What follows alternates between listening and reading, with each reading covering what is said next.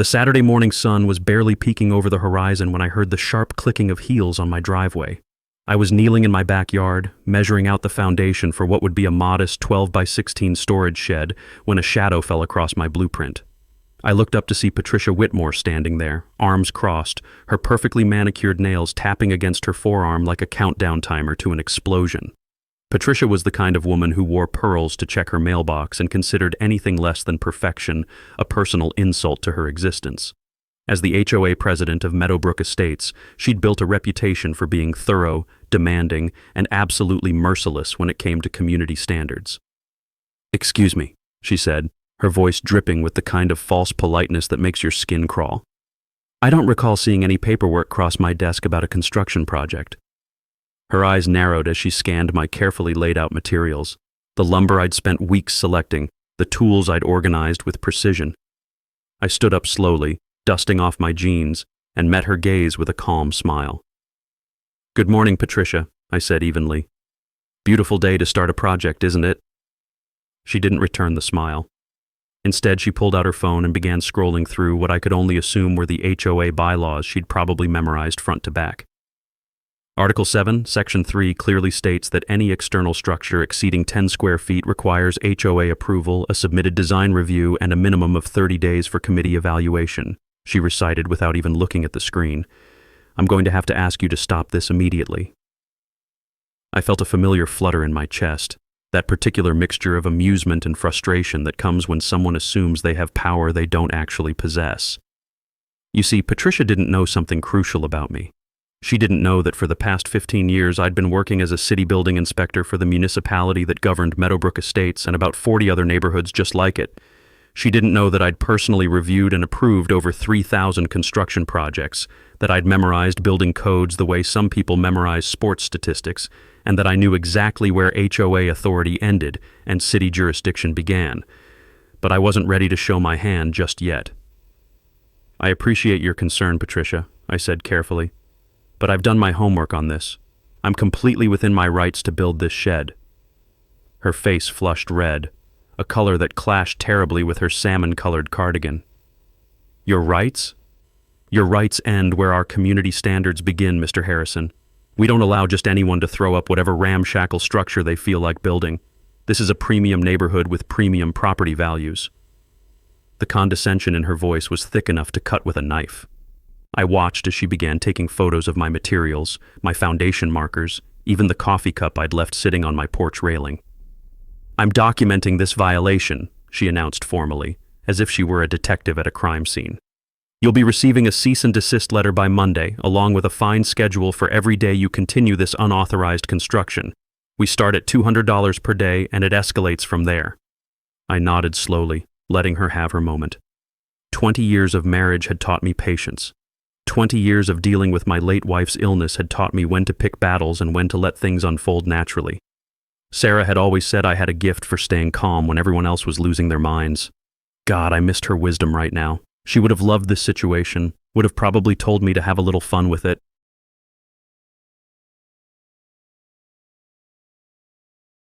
"Patricia," I said, my voice gentle but firm, "I really do appreciate you taking your role seriously. Community standards matter, but I'm asking you respectfully to trust that I've followed all the proper procedures here." She laughed, actually laughed, a sharp barking sound that startled a robin from a nearby tree. "Trust you? Mr. Harrison, I've been HOA president for 7 years. 7 years of dealing with people who think the rules don't apply to them. Lawyers, doctors, business owners, they all think they're special. But let me tell you something. In Meadowbrook Estates, everyone follows the same rules. Everyone." She stepped closer, invading my personal space in a way that was clearly meant to intimidate. I could smell her expensive perfume, see the absolute certainty in her eyes. "You have until end of business Monday to remove all these materials and submit proper paperwork, or I will take legal action. We have retained counsel specifically for situations like this, and trust me, they're very good at what they do." I took a deep breath, feeling the weight of the moment. Part of me wanted to end this right now, to pull out my city inspector badge and watch the realization dawn on her face. But something held me back. Maybe it was curiosity about how far she'd actually take this. Maybe it was the memory of every petty power play I'd witnessed over the years, and my desire to teach a lesson about humility. Or maybe, just maybe, it was because Patricia Whitmore had spent the last 3 years making life miserable for my elderly neighbor Dorothy, who'd been cited 17 times for violations ranging from slightly overgrown grass to a garden gnome that was deemed aesthetically inconsistent with neighborhood character. "I understand your position," I finally said. "I'll await your letter on Monday."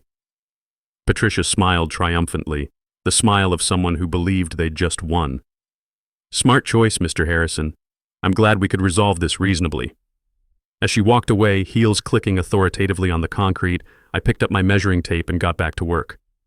Because here's the thing about city building codes, they supersede HOA regulations. Always have, always will, and my permit, issued by my own department and signed by the deputy director himself, was sitting in my kitchen drawer, perfectly legal and absolutely untouchable by any homeowners association. Monday was going to be very interesting indeed. Monday morning arrived with the subtlety of a freight train. I was sitting at my desk at City Hall reviewing a commercial building application for a new restaurant downtown when my personal email pinged. The subject line read, "Official HOA violation notice, immediate action required." I opened it to find a 3-page letter from Patricia Whitmore, CC'd to the entire HOA board, and some lawyer named Jonathan Hendricks from Hendricks, Morrison & Associates.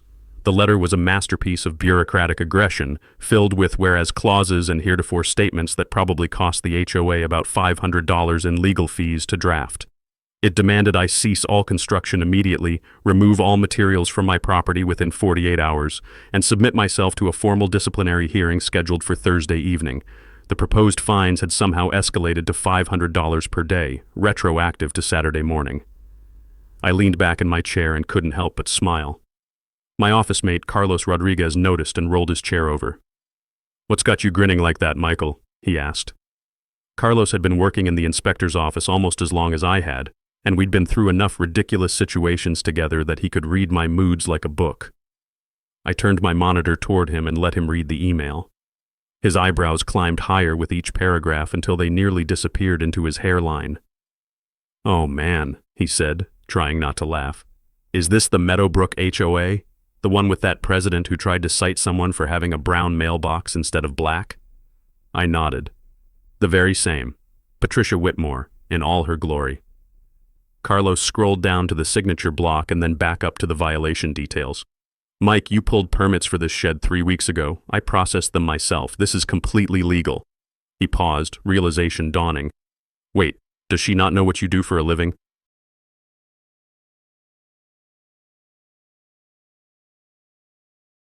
The truth was I'd been fairly private since moving to Meadowbrook Estates 2 years ago.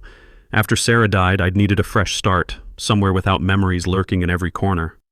I'd sold our old house, bought a modest 3-bedroom ranch in this neighborhood, and mostly kept to myself. I went to work, came home, tended my small garden, and slowly tried to figure out how to exist in a world without my best friend. I'd never attended HOA meetings, never made a fuss about anything, and apparently never mentioned my profession to any of my neighbors. "She has no idea," I told Carlos. "And honestly, I kind of want to see how far this goes before I drop that particular bomb." Carlos shook his head, grinning. "You're playing with fire, man. But I gotta say, I wish I could see her face when she finds out." He rolled back to his desk, chuckling. "Let me know if you need any backup documentation. I'll print out your permits in triplicate if you want." By Tuesday afternoon, things had escalated further. I came home to find a certified letter taped to my front door, another legal missive from the HOA's attorney. This one threatened to place a lien on my property if I didn't comply immediately. The language was more aggressive, clearly designed to frighten me into submission. What really caught my attention was a handwritten note paperclipped to the letter, in Patricia's distinctive looping handwriting. "Mr. Harrison, I've been informed you've continued working on your illegal structure. This shows a blatant disregard for community standards and the rule of law. I want you to know that I personally will ensure this matter is pursued to the fullest extent possible. You will learn that in Meadowbrook Estates, my word is law." Her word is law. I read that line 3 times, feeling something shift inside me. This wasn't just about a shed anymore, or even about HOA overreach. This was about someone who'd become so drunk on their tiny slice of power that they'd forgotten basic human decency. I thought about Dorothy, my elderly neighbor who'd broken down in tears last month when Patricia had threatened to fine her for having a slightly faded American flag. Dorothy's husband had carried that flag in Vietnam, had died 10 years ago with that flag draped over his casket, and Patricia had called it an eyesore. That evening, I did something I rarely do. I got angry. Not explosive angry, but that cold, calculated kind of anger that makes you act with purpose. I walked over to Dorothy's house and knocked on her door. She answered, looking surprised to see me. We'd exchanged pleasantries a few times, but had never really talked. "Dorothy," I said, "I need to ask you something. All those violations Patricia gave you, did you fight any of them?" Her face fell. "Oh, honey, I tried, but she has lawyers and I'm just an old woman on a fixed income. I couldn't afford to fight. I just paid the fines and tried to fix whatever she said was wrong." She invited me in, and over tea she told me stories that made my blood boil. Patricia had cited her for a Christmas wreath in February, claiming it violated seasonal decoration timelines. She'd been fined for parking her car on the street overnight when she'd had surgery and couldn't manage the walk from her garage. She'd received a violation notice for a chalk drawing her grandson had made on the driveway, claiming it was graffiti. "The worst part," Dorothy said, her voice shaking, "is that she seems to enjoy it, like she gets pleasure from making people upset." I reached across the table and patted her hand. "Dorothy, I promise you this is going to stop." She looked at me with sad, tired eyes. "That's kind of you to say, but you don't know Patricia. She always wins." I smiled. "Let me tell you a story about my wife, Sarah. She was a public defender, spent 30 years fighting for people who couldn't fight for themselves. One of the last things she told me before she died was that the only thing necessary for bad people to triumph is for good people to do nothing." I stood up. "I'm not doing nothing anymore." As I walked home, I made a decision. Thursday's HOA hearing wasn't going to be just about my shed. It was going to be about accountability, about the abuse of power, and about teaching Patricia Whitmore that there were still consequences for cruelty, even in her perfectly manicured little kingdom.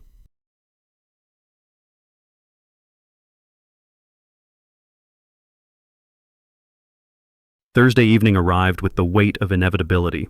The HOA meeting was scheduled for 7 o'clock in the community center, a building that Patricia had apparently decorated like a corporate boardroom, complete with a raised platform where the HOA board sat in judgment. I arrived at 6:55 carrying a simple manila folder and wearing the same casual clothes I'd worn all week working on my shed. Yes, I'd continued building it, and yes, it was coming along beautifully. The structure was now framed and roofed, looking more professional than half the contractor jobs I'd inspected in my career. Patricia's face when she saw me was priceless, a mixture of shock and barely contained rage. She was seated center stage, flanked by 4 other board members who all looked vaguely uncomfortable as if they'd been strong-armed into attending.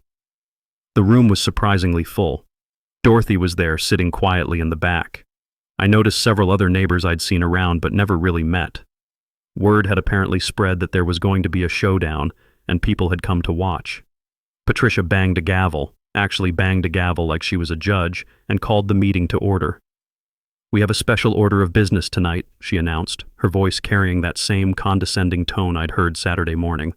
"Mr. Michael Harrison has willfully violated multiple HOA regulations, continued construction despite clear cease and desist orders, and shown complete contempt for this board's authority." She gestured to the lawyer, Hendricks, who stood up with a legal pad covered in notes. He was younger than I expected, maybe early 30s, wearing an expensive suit that screamed recent law school graduate trying to look important. "Mr. Harrison," Hendricks began, "my client has documented extensive violations. You've erected an unauthorized structure, continued construction after formal notification, and ignored legally binding HOA covenants that you agreed to upon purchasing your property. We're prepared to pursue damages in excess of $15,000, plus legal fees, plus the cost of structure removal." The room was silent. I could feel everyone's eyes on me. Patricia was smiling that same triumphant smile from Saturday, the smile of someone who believes they've already won. This was her moment, her chance to demonstrate her power in front of the entire community. "Mr. Harrison," Patricia said, leaning forward, "do you have anything to say before we proceed with formal sanctioning?" I stood up slowly, picking up my manila folder. "Actually, Patricia, I do have a few things to say." I walked to the front of the room and I could see confusion flicker across her face. This wasn't how people usually responded to her intimidation tactics. "First, I want to thank you for calling this meeting. I began, my voice calm and measured, because it's given me an opportunity to address not just my situation, but a pattern of behavior that's been affecting this community for years. Patricia's smile faltered slightly. Mr. Harrison, this meeting is specifically about your violations, not a forum for your grievances.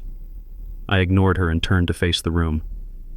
My name is Michael Harrison, and I've lived in Meadowbrook Estates for 2 years.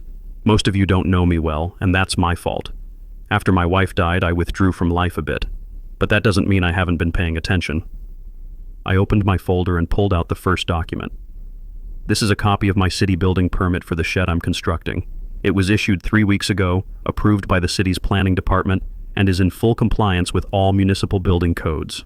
I handed it to Hendricks, whose face immediately went pale as he scanned the document.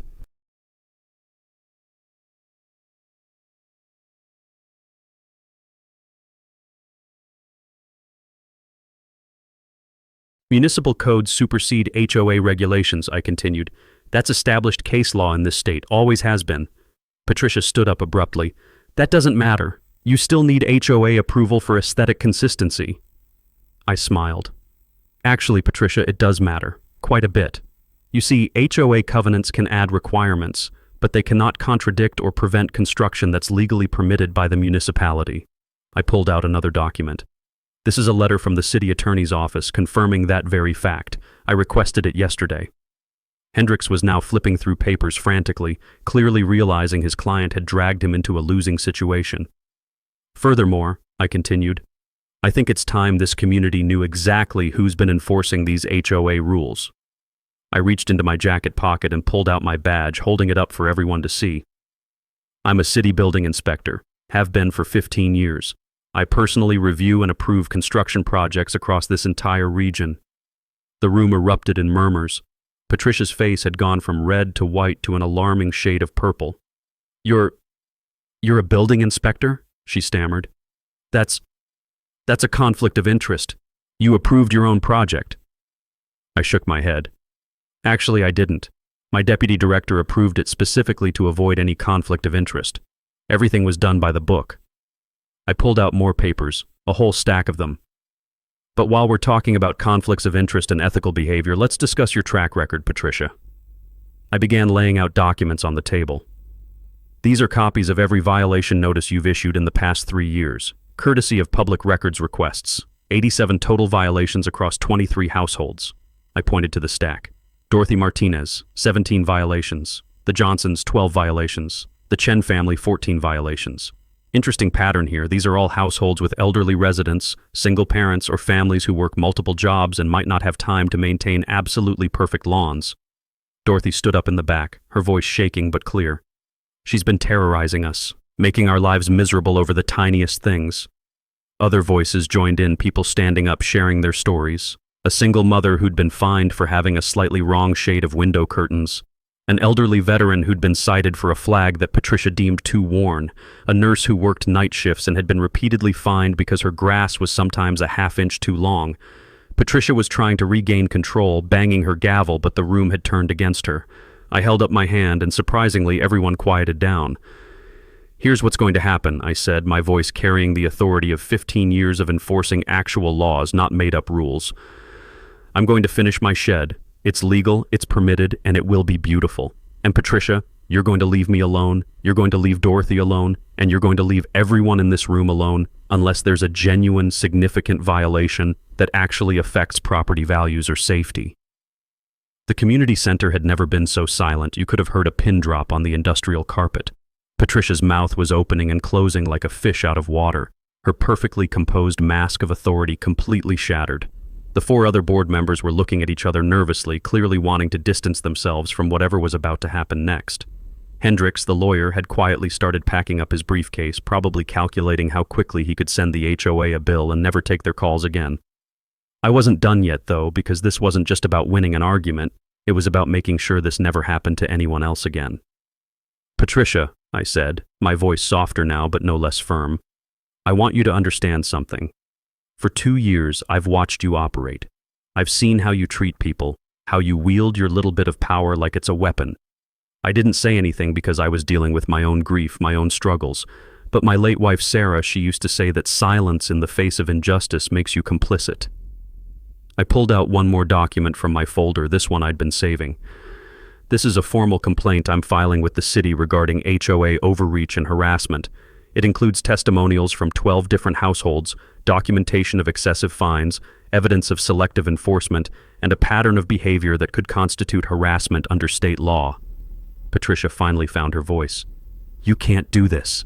I'm following the HOA bylaws. I'm protecting property values. Her voice was getting shrill, desperate. Everything I've done is legal. Legal and ethical aren't always the same thing, I replied.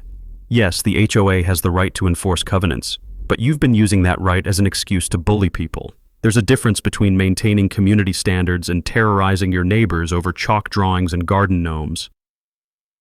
One of the other board members, a man named Richard Sullivan, suddenly spoke up. He'd been quiet all night, but now he stood looking uncomfortable.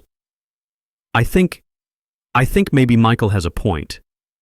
Patricia, some of these fines, they've always seemed excessive to me.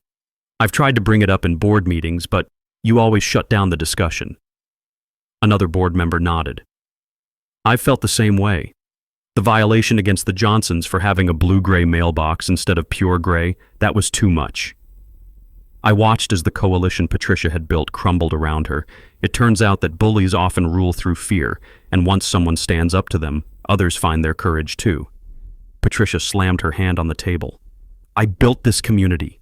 I maintained these standards when everyone else wanted to let things slide into chaos. You're all going to regret this when property values plummet and Meadowbrook Estates becomes just another rundown neighborhood. It was Dorothy who responded, her voice steady despite her years.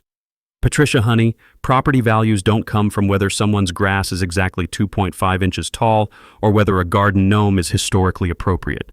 They come from people wanting to live somewhere they feel welcome, somewhere they feel like part of a community, rather than subjects in someone's kingdom. The words hung in the air with the weight of absolute truth.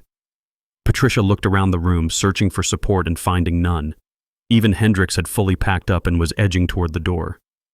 Fine, Patricia said finally, her voice cold and brittle. Fine. If this is how you all feel, I resign. I resign from the HOA board effective immediately. You can all manage this community yourselves and watch it fall apart.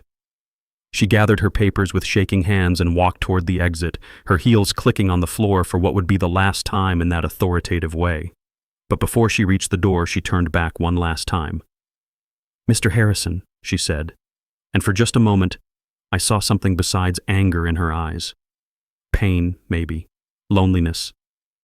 I hope you're proud of yourself. Then she was gone, and the room let out a collective breath. Richard Sullivan stood up and addressed the room. I think, given tonight's events, we need to have a serious discussion about how this HOA operates. We need to review our enforcement policies, our fine schedules, and honestly, we need to remember that we're neighbors first and a homeowners association second. The meeting continued for another hour, but it was different now. People were talking, actually talking, sharing ideas and concerns without fear of retribution. Committees were formed to review the bylaws, to audit the excessive fines and potentially issue refunds to people who'd been unfairly penalized. Afterward, as people were filing out, Dorothy came up to me with tears in her eyes. Thank you, she whispered, pulling me into a hug. I've been so scared for so long. I can finally breathe again. Other neighbors stopped to shake my hand, to share their relief. The nurse who worked night shifts, a woman named Rebecca, told me she'd been considering moving because the stress of constant violations was affecting her health. I love my house, she said. I'm so glad I don't have to leave it now. As I walked home that night, the streetlights casting long shadows across the sidewalk, I felt something I hadn't felt in the 2 years since Sarah died. I felt purpose. I felt connected to people again. I felt like maybe, just maybe, I was honoring Sarah's memory by standing up for those who couldn't stand up for themselves. My shed stood in the backyard, nearly complete, its frame solid and square, its roof weather-tight. But it wasn't just a shed anymore. It was a symbol, proof that bullies don't always win, that power has limits, that communities work best when they're built on kindness instead of fear. The next morning I woke up to find a basket on my front porch. It was from Dorothy, filled with fresh-baked cookies and a note that said simply, "For reminding us what courage looks like."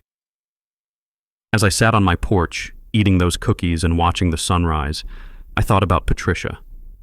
Part of me felt bad for her, wondered what had made her so harsh, so desperate to control everything around her. Maybe she'd been hurt. Maybe she was lonely. Maybe her need for perfection came from some deep insecurity. But those were her demons to face, and she'd spent too long making them everyone else's problem. I finished my coffee, grabbed my tools, and headed to the backyard. The shed wasn't going to finish itself.